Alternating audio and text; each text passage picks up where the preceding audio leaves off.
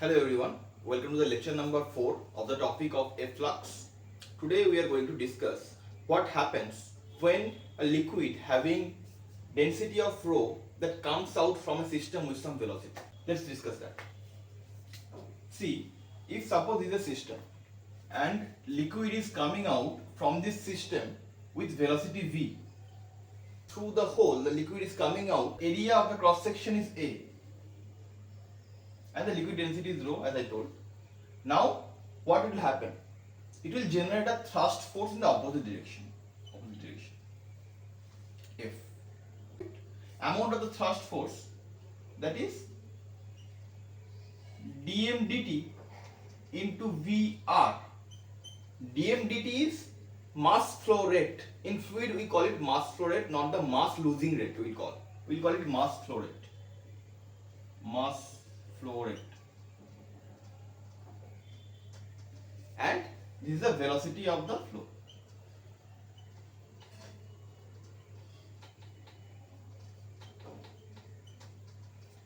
Now what is the mass flow rate? I am already telling the velocity of the flow is v. Now what is the mass flow rate? We will calculate to find out what is the amount of the thrust force this system will get in the opposite direction of the liquid flowing outside, in this direction.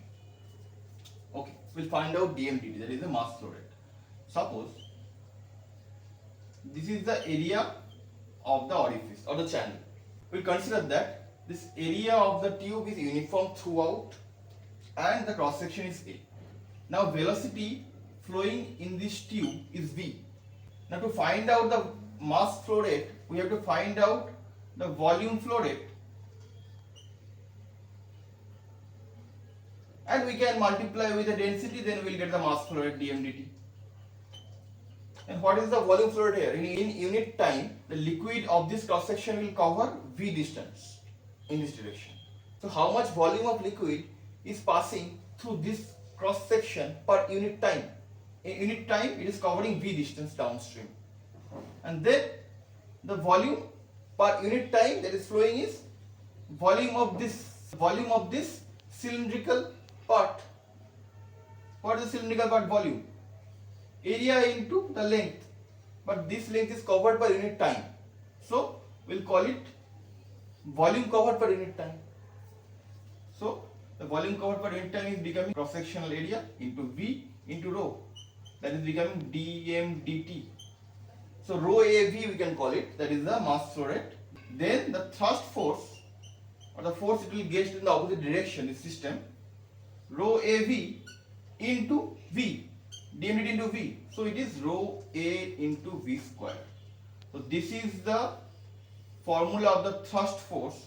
If density of the liquid is rho, the cross sectional area of the liquid is flowing is a, and the velocity of the liquid is v, then rho a v square is the thrust force.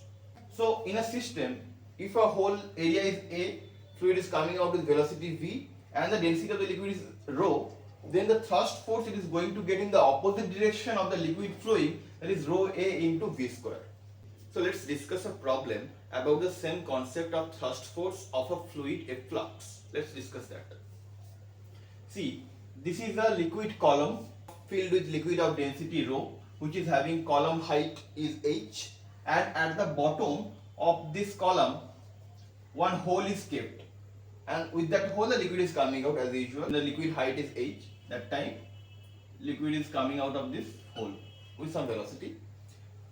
So it is kept on a frictionless table.